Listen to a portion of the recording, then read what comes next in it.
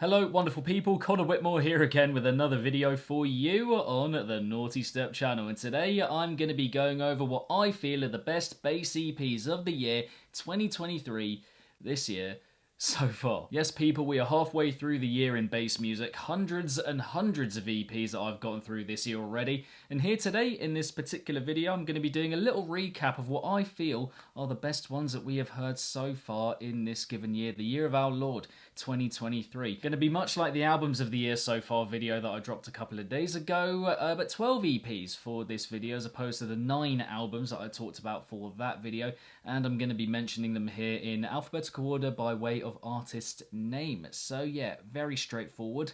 Let's get to it. And first up here today, going to be talking about Bloodlust by Akeos, who displays her versatility over the course of an EP yet again. The dubstep here is wild. It's exciting, it's explosive, very in your face. The house and the D&B that we get for tracks 2 and 4 does pale in comparison a little bit conceptually, you know, in comparison with the dubstep we get here, but the production throughout is so sharp, so clean that you're kept really locked in. Even when the ideas are maybe a little bit less on point, the production really amplifies it, even in those cases. So yeah, good EP. Next up we have Design 96 by Bush Baby, which is one of the best speed garage EPs I've ever heard, if I'm being honest. All 6 tracks we get here have got something memorable about them. The production is amazing, it's got a really rounded off sound to it overall, just a nice comforting kind of cushioned feel to how everything is made here. I love it. Really upbeat, really fun, and good bits of melancholy in there as well, in amidst the energy and the hype that we get across the EP. Yeah, really, really good. Then we have Polarities by Chi, his second Deadbeats EP, which isn't quite on the level of Paralysis Analysis, I don't think.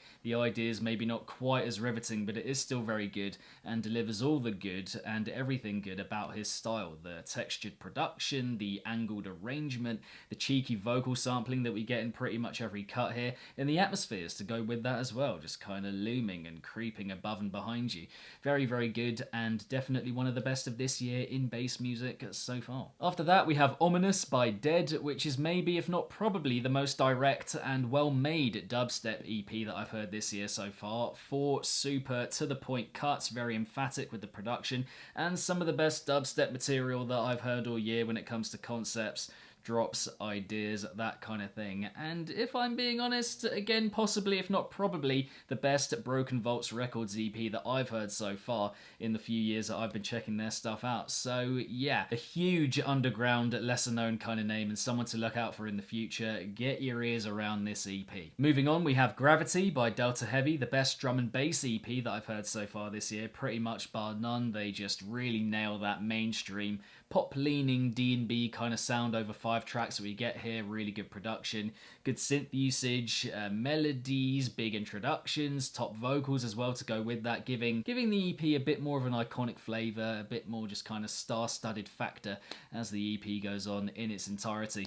And yeah, this is just one of the styles that got me into bass music in the first place, what, like 13, 14 years ago, and here it is done very well. Moving on, we have Flashpoint by Amalke, The Others, and Subscape. And I don't think I've been on a bigger nostalgia trip over the course of an EP than with this one ever, if I'm being honest. They just really capture the essence of the earliest years of modern bass music, that early 2010s or late noughties kind of period. Fantastic tracks here as well, from Inside My Head to Higher. Maybe We Can Start Again as well a little bit later on, and it's just super impressive, I think, this collection, given its 3 different and distinct producers working together on one thing, which isn't always easy, you know, collaborating and sacrificing ideas and whatnot just to kind of agree on every single sound within every single track that's made here. And there are 8 of them, you know, well over half an hour long, so it's a very impressive thing in itself, the entity that is Flashpoint. 3 legends working together and killing it as one. After that we have Kuriyami Part 1 by Eugene, which showcases exactly what Eugene is about over 5 grisly cuts. Yeah, they're very dark, very gravelly.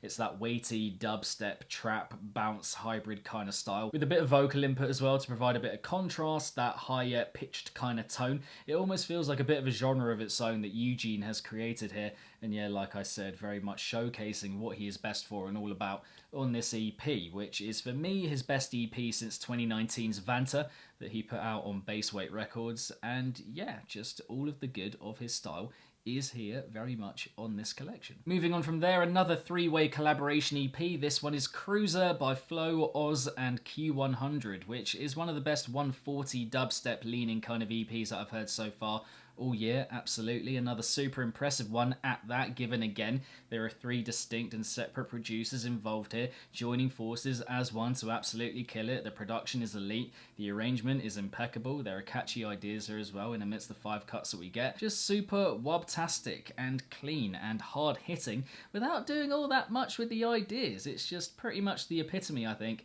of simple and effective. It absolutely kills it on that front. Next up, we have Neon by Kero, one of the very best color bass EPs that I've heard in a long while, I would have to say. Just the range and ideas that we get here with that refined production to back it up. It's very colorful as well. A lot of melodic prowess on show as well, with a load of emotion bound up in it to go with that. In particular with the opening cut, a Neon Love Song. The vocal that we get there, just giving it that added character to kick off the EP in a very compelling way. And yeah, this one only came out a couple of weeks ago, so the fact that I'm placing it here, holding it in such high regard, praising it so much, just says a lot for how much of an impact it has left on me and just how much I'm enjoying it so far. Looking forward to enjoying it more as I go back to it more, which will be quite a lot. Following that, we have Room 202 by Noctu, who just continues to impress again and again, over and over. The ability that this guy has to just write hit after hit.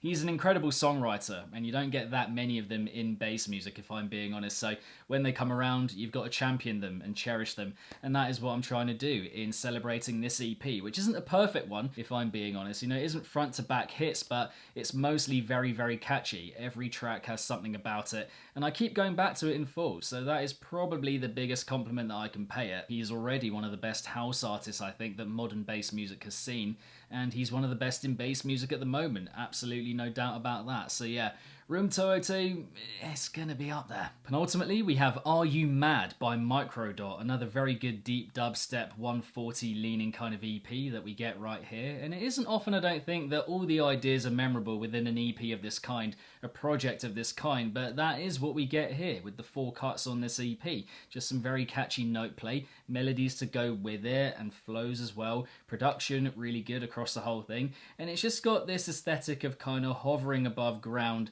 a bit wobbly, a bit fuzzy, a bit kind of extraterrestrial in a way, and it really works. It all kind of ties together for an effective 4-tracker. Yeah, it's good. Get your ears around it. And finally, for this particular video, for this list, we have Wink by Wink, one of, if not the most exciting up-and-comer in bass music, in my opinion, with his debut EP. There is so much good material here, my god, from drops to production to vocals, certain sound choices, and all within that icy, thrilling dubstep trap hybrid kind of style that he's got going on and has perfected over the years. And this is just the perfect platform to kind of go off and keep impressing. It's just got that iconic feel and flavor about it, loads of good energy, and just bound up and arranged in a really impeccable way given how much is going on. Loads of good emotion in it as well throughout the collection, the project we get here. So yeah, really, really good, and just the beginning, you imagine, for what is going to be a super talent in bass music going forward.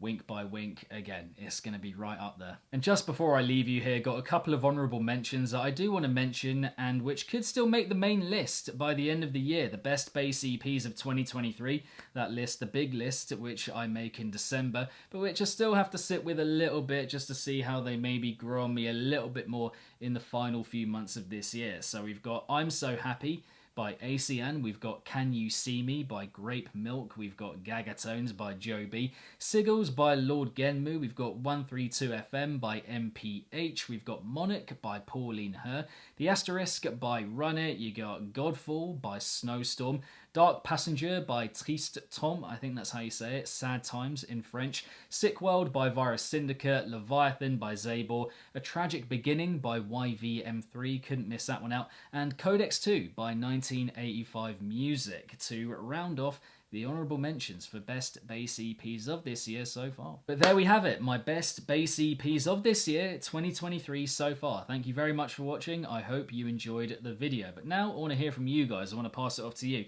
what are the best bass EPs of this year in your opinion so far? Any that I mentioned here, any that I didn't mention here, and on the back of that, what did you make of my list? Any that I should have added? Any way you're like, yes Connor, loved that inclusion? Yeah, just drop all your thoughts in the comment section down below. If you did enjoy the video, please do give it a big old thumbs up, a like, and subscribe to the channel if you are yet to. And bass music coverage, electronic music coverage, EDM coverage generally is your kind of thing. And then beyond that, got my Patreon link down below in the description if you want to load more exclusive or bonus content for a small fee each month. Helps keep the channel going, you get content in return. It's all good stuff. So if you feel like doing that, if you can do that, would massively appreciate you doing so. Beyond that, little reminder that I did best bass albums of this year so far. If you want to check that out, I will link it here.